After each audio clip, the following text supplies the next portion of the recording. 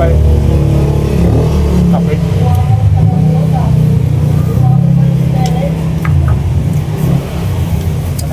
Pati pa naman din nakatalikod to. Kung wala kang mapakialam Kain yan. pa mga kabisnes. Ay, siya buhok mo ma. Binalik ko yung sunod ko kahapon ko si ano. Sayang naman. Ako yan, yan yung damit ko. Kain po tayo. Kape na lang sa umaga. With coffee. Kape muna, mga business.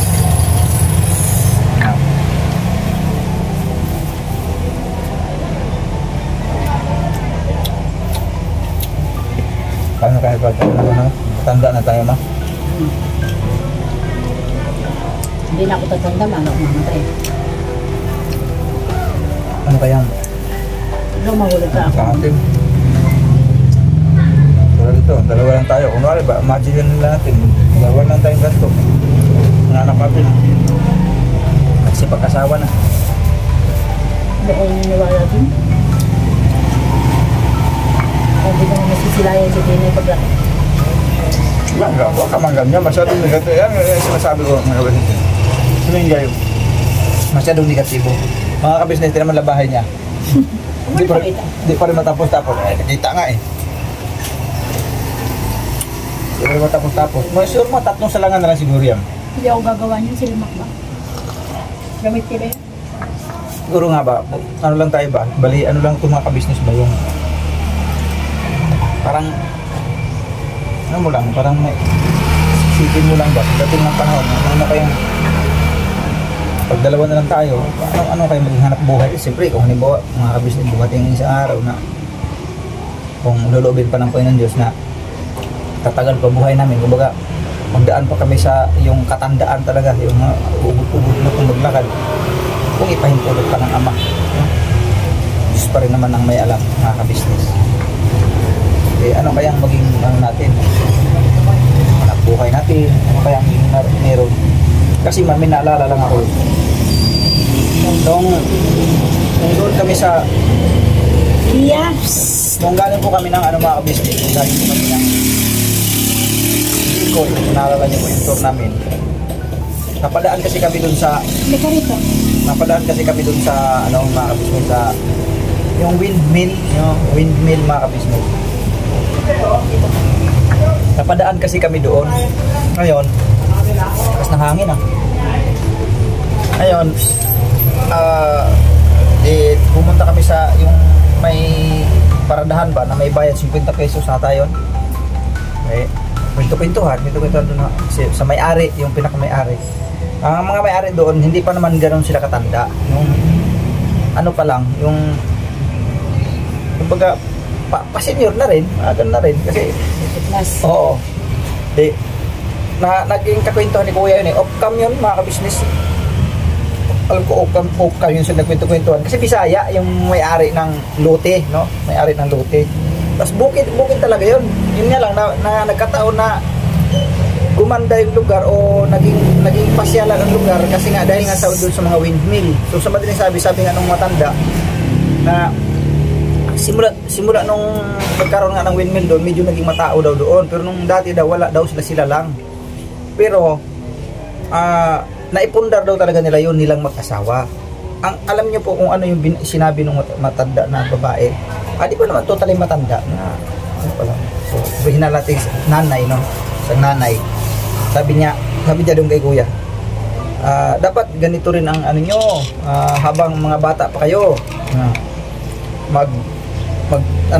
mag-invest na kayo habang bata pa kasi pagdating ng araw, pag tumanda na kayo, siyempre ang mga anak niyo may mga kanya-kanyang buhay na rin yan, may mga asawa na. So, hindi mo masasabi kung sila pa ba ay makakatulong sa iyo dahil siyempre may kanya-kanyang hinaharap na rin sa buhay, may mga kanya-kanyang pamilya na. Hindi mo masasabi, yung sabi ng matanda na babae, nanay Bisaya yun yun din ang sabi ni Kuya. Yun mga kagwang narinig nyo, tama talaga yung sinabi ni nanay na habang bata pa, kapag mag-ipon, sabi ng babae, nanay, na habang maaga ba daw mag-ipon kasi darating ang panahon nga patanda na, at least meron daw naipundar na kahit kapirasong lupa tulad ng yung kanila doon na may lote sila, hindi ganoon kaliit ang lote ng mga kabisnes, malaki. Hindi maliit siya, malaki mga kabisnes. Pundar nila daw yung mag-asawa. Kaya sabi ko, tama naman talaga, no?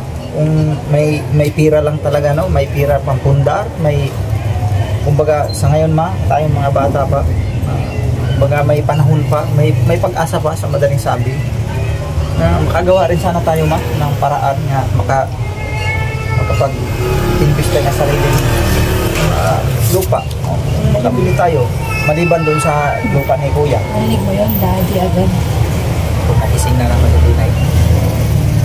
So ngayon, yan ang pinakamainam. Kumbaga, ito na pag-usapan lang, gawa ng totoo naman kasi talaga yung sinabi ng nanay. Daddy agad? Kailangan makapag-ipon o makapag-invest o handa na ng yung sa future, no? Pagka ikaw daw tumanda na, mas mayroon ka sarili lupa o lote. Pagkakitaan, kasi yung lupa nila na yun, naging pagkakakitaan nila dahil dun sa parking, dahil nga may mga turista pupunta doon dahil dun sa windmill na mga business. Kaya yun, sus, nagising na. Good morning.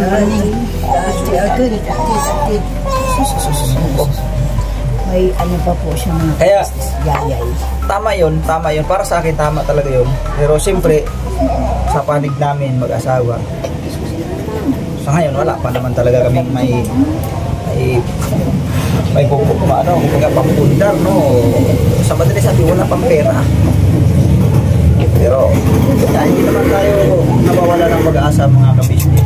Sana darating ang isang araw na magkaroon tayo ng lupa din na kahit sabihin natin mga 1,000 square meter, no? Malaking bagay din.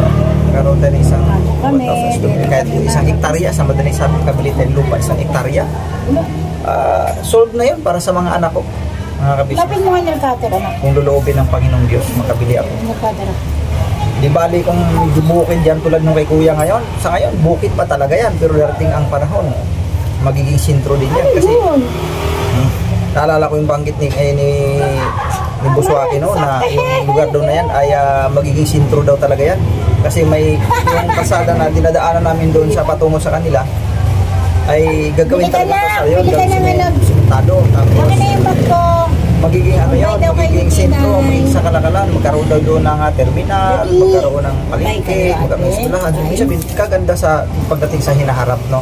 Ngayon, tundok pa talaga, pero darating ang isang araw, halos hindi mo rin mahulugan ang karayom yung lugar na yan, mapupunot ng maraming tao yan, mga kabisnes. So yun, ang akin din naman, siyempre hindi ako nawalan ng pag-asa. Nangarap ako ng nangarap kahit sa ganitong kondisyon ng mga kabisnes. Pero hindi ako nagsasawang mangarap, mga kabisnes. Sana darating ang isang araw na makapuntar din ako ng lupa. Lupa talaga ang pinupuntarya ko ngayon, mga kabisnes. Unang-una nga talaga mga lupa muna. Kasi, ano bibili mo? yung lupa no na isa sa inano ko dyan, lupa na may sapa, no? Mayroon siyang sapa. Kasi pinupuntahan ko doon, makakalibre ako sa tubig. Yan. Tapos, pag may sapa kasi, marami kang maiisip na pwedeng gawin doon. Pag-alaga ka ng hayop, pwede. No? Anong sabi mo pa? Magpipispan ka, pwede. Yan ang inano ko, magkaroon ako ng isang lupa na gano'n. May tubig. May siya tubig. At siyempre, makakalibre ka sa tubig, makakalibre ka sa bahay, pag nakapagtayo ka kahit ubo doon, makapalibre ka sa pagkain sa pamagitan ng pananim, yun ang pinupuntaraya ko ngayon, mga kabisnes. Kahit isang hektarya lang, malaking bagay talaga sa akin. Maulit ko lang yung sinabi mo, na habang bata pa tayo, habang hindi pa tayo iniiwan, sabi mo ng mga anak natin. Oo, siyempre, dating ang panahon, magsipag-asawa yan. Ngayon nga iwanan na nga tayo anak natin isa Hindi na, wag na natin isipin yun si Jamila kasi yun ang kanya yun ang kanyang paninindigan sa buhay niya. Sige, bahala siya. Huwag na natin isipin yun. So ang ipinupunto ko rito na darating nga ang panahon niya, lahat pa sila na may kanya-kanya ng mga pamilya. Di ba? At least tayo, ang inisip din natin sa ngayon pa lang, kumbaga trabahuin talaga natin. Kumbaga naalala ko lang yung binanggit ng nanay doon nga kami napadaan nga kami sa windmill doon sa may Pililya. Sa Pililya yun nangyari kung kami ay napasaglit doon nung kami ay pauwi galing po sa sa tour. Ay, naalala ko lang yung binanggit ng matanda. O kayo, dapat magano rin kayo, mag-invest na rin kayo habang bata pa kayo. Kasi darating ang panahon, matanda na kayo, mga anak nyo, may mga kanya-kanyang buhay na hindi mo naman pwedeng hingian yun. Siyempre, may mga sariling pamilya na yun. May nag-aasipag-aral na. Yun ang binanggit ng matanda. Totoo talaga yun. Kasi darating ang panahon talaga. Anong gagawin natin kung wala natin? Wala. Kaya ba nating mangupahan tayong dalawa kung sakasakali darating ang panahon?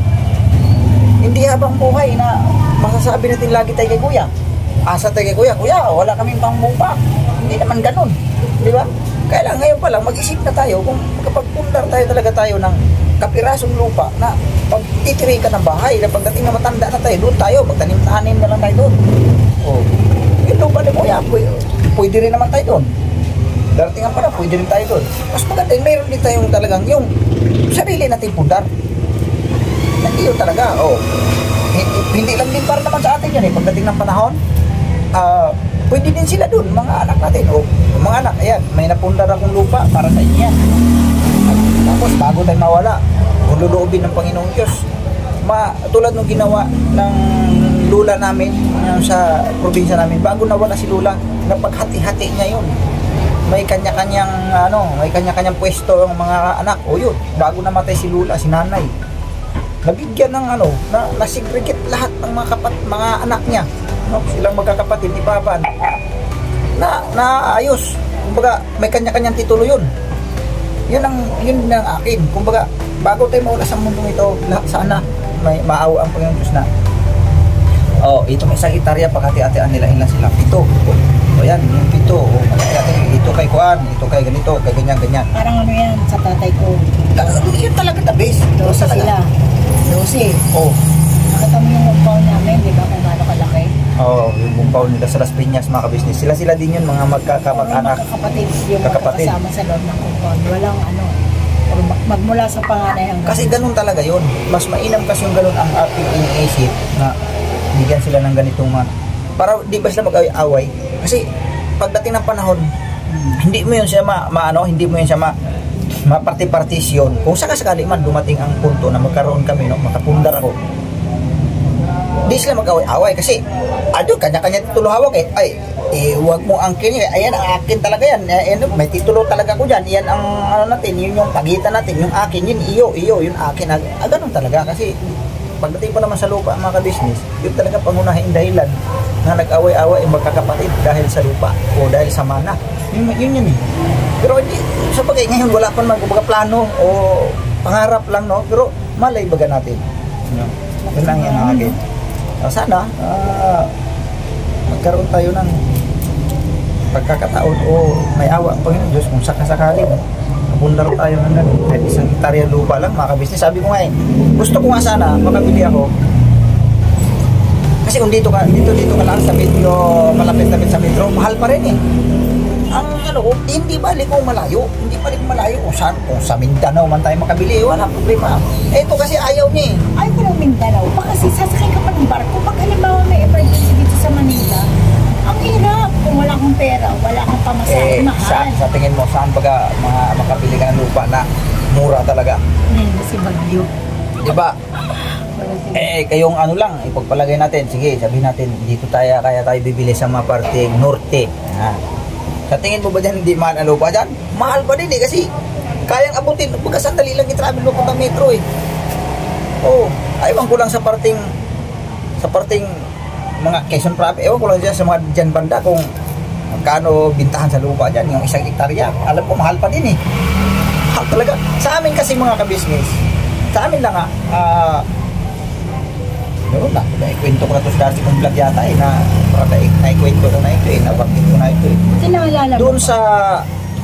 doon sa Kuan, sa amin sa Maibo, sa sino man pong mga nakapanood doon sa vlog ni Kuya na nakarating kami ng Maibo, doon sa lugar namin, ang isang hektarya na walang laman, yung walang laman po 40,000, walang laman po yun. Alin, mahal po yung 40? Mura yun. Mahal ang 40 sa walang pera. Pero kung tutusin, mura na yon kasi ang isang hektarya dito, sige, subukan mo dito sa metro banda, isang hektarya kung hindi milyones ang halaga niyan.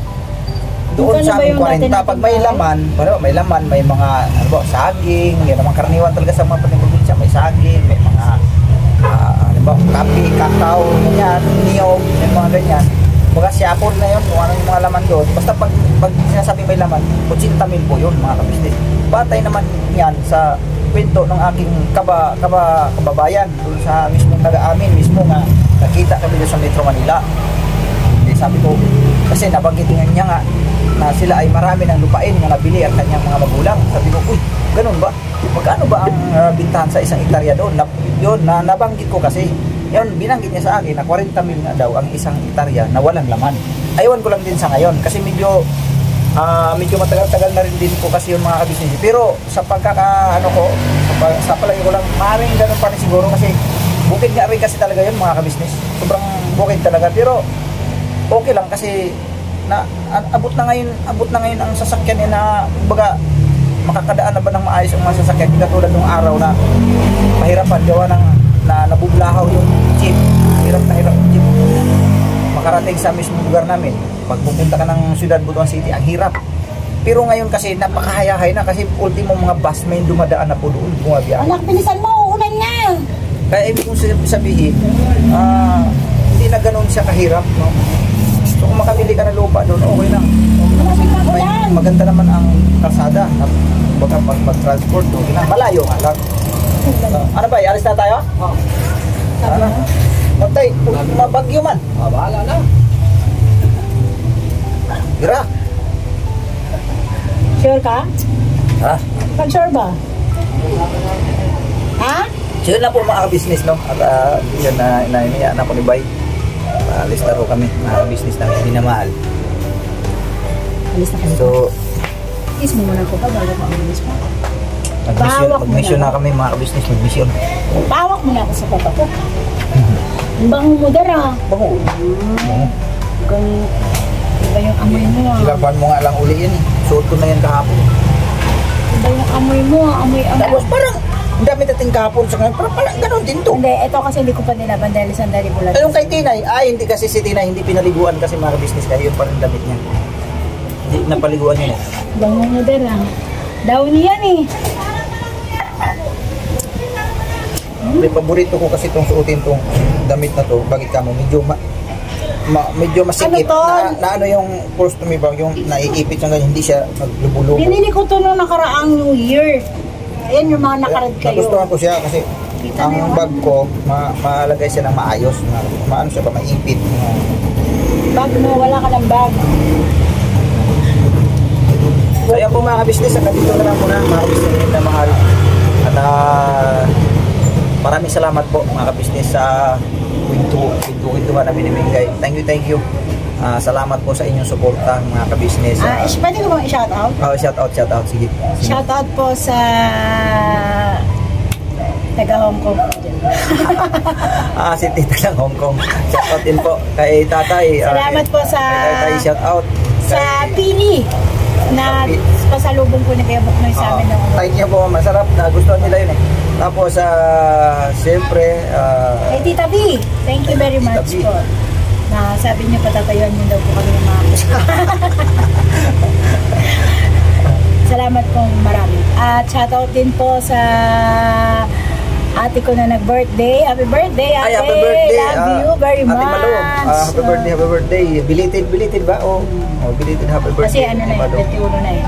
At happy birthday din po, happy birthday. Nanood ba yun siya ngayon? Oo, nanood yun. Tsaka hello po kay Ma'am Eva Bautista at kay Brother Hill Bautista. Kay Kabads ng Katarman, Samar. Sebastian. Yan, Kabads, Sebastian. At si Brother Arnel Maravilla at si Sister Feli Maravilla at si Kyla at si Kuya Kevin. I love you and I miss you too. Si Moshi, I love you, Mochi. Hindi ko nasagot yung tawag mo nung nakaraan. Sorry.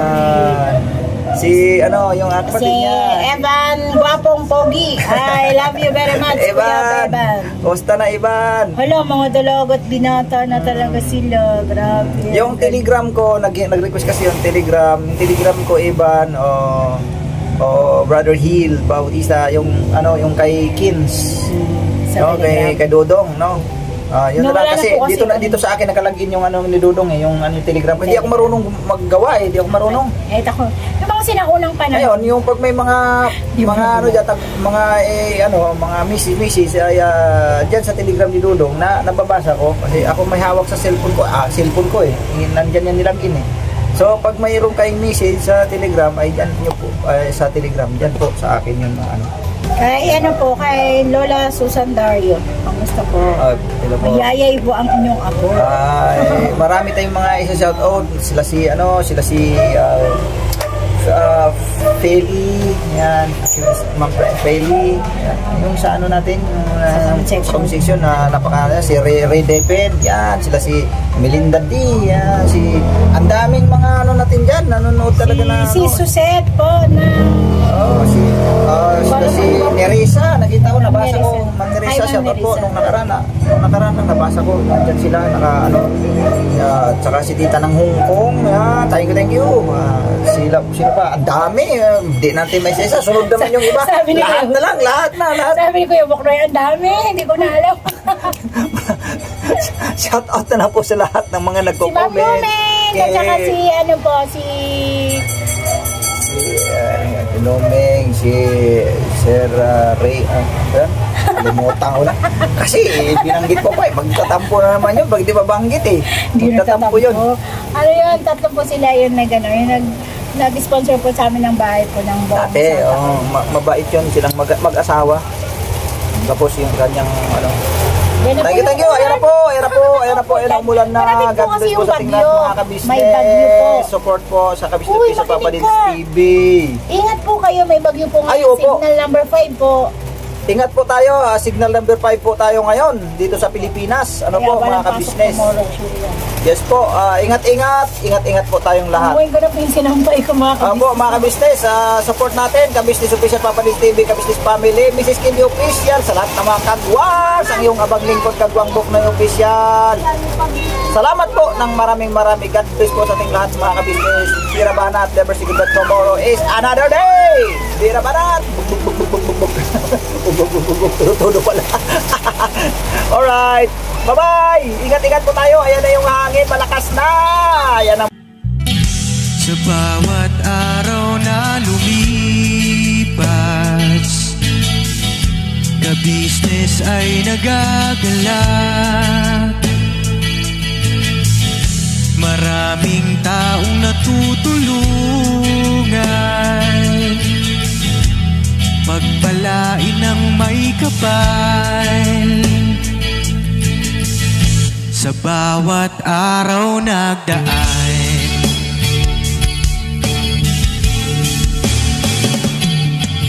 kabisnes, kabisnes, Papa Dins TV, mahal kayo ng marami. Ang tuwa nila'y walang mapagsidlan. Noong kami niyong natagpuan,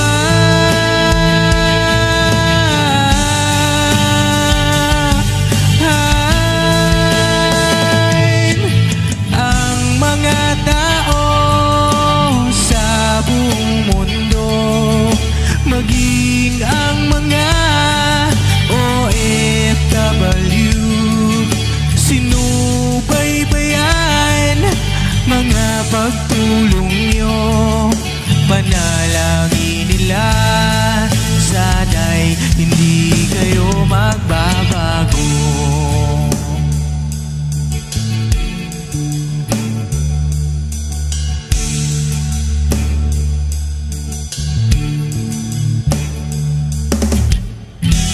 Papa Dins TV naman, scholarship ay nasimula sa mga nais mag-aral.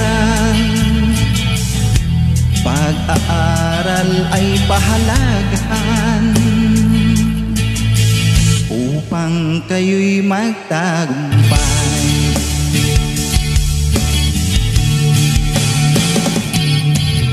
Ka-business, Mrs. Ka-business, Papa din Steven, mahal kayo ng marami. Ang tuwa nila'y walang mapagsiglay. Noong kami ninyong natagpuan,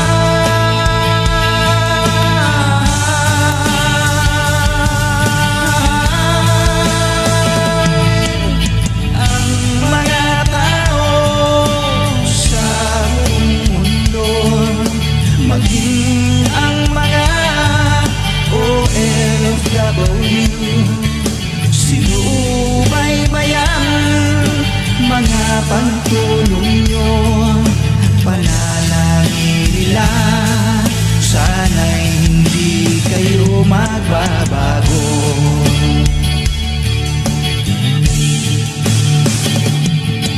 Sponsors at subscribers naming minamahal, walang sawa kami sa inyo'y magpasalamat. Mula pa noon at hanggang ngayon, walang sawa kayo ay tumulong.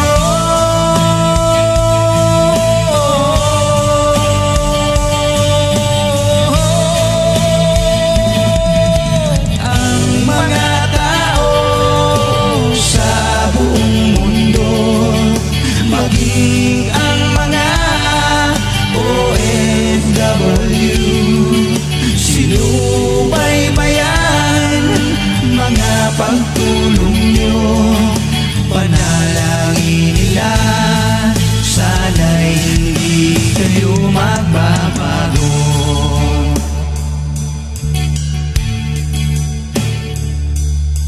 Panalangin nila, sana'y hindi kayo